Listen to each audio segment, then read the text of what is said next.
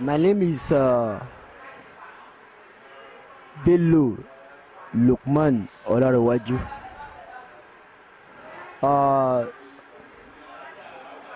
On the 16th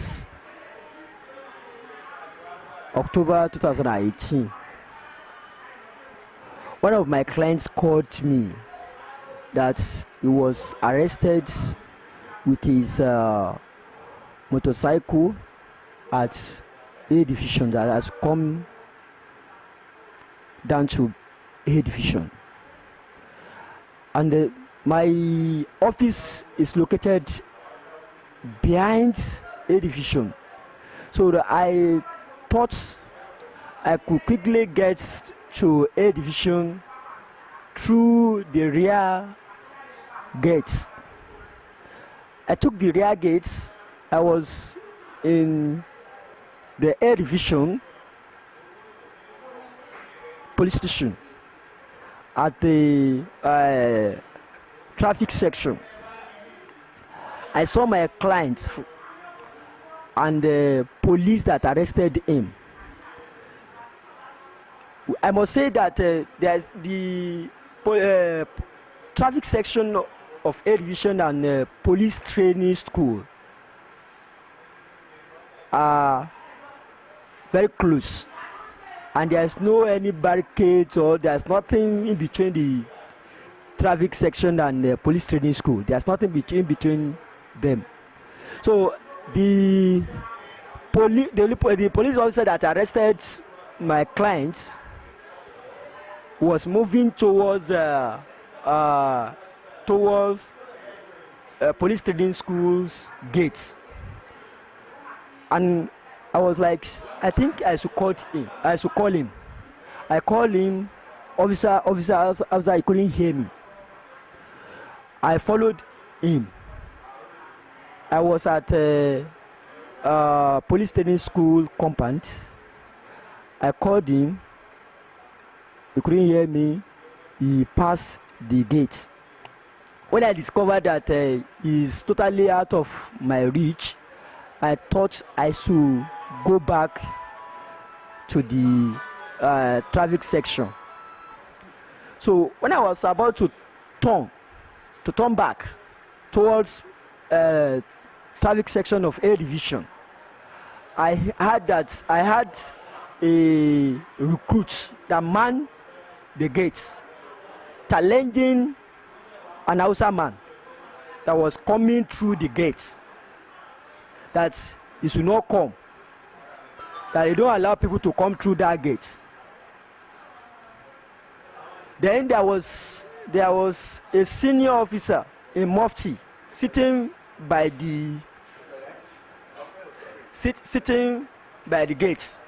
That senior officer in Mufti told the recruit to allow the Hausa man to go, and they allowed the Hausa man to pass through the police training school.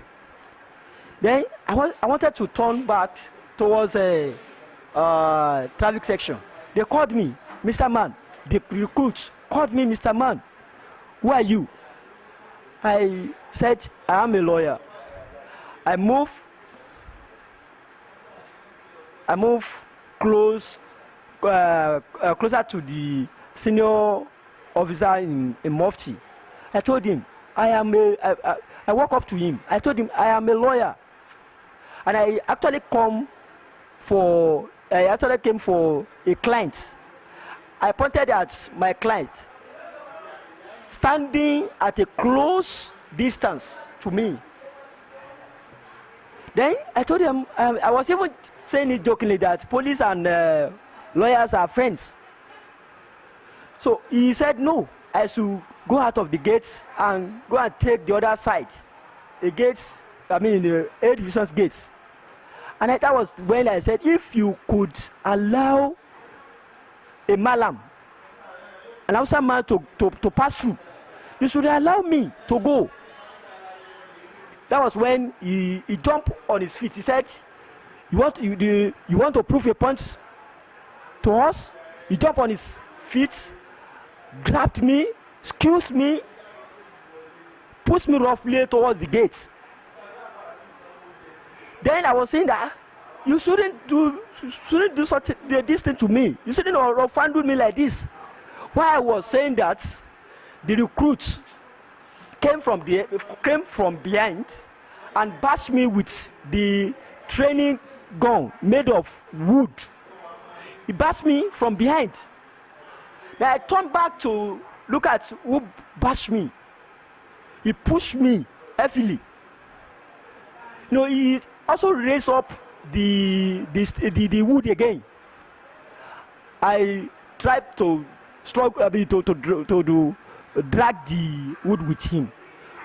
Then that was when the senior officer called on all the trainees and some other officers on duty there at that time.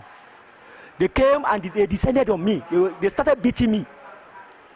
Then there was a man who called himself headmaster. He came, he said, what happened? Naturally when you were being beaten and you see someone that want to rescue you, you always want to explain everything to him. I wanted to explain what happened to the man, and he was ready to listen to me. Before some women police officer came and said that don't listen to him. He raised his voice on top of against one of their senior officers. That was what they told me, and they said I should not say anything.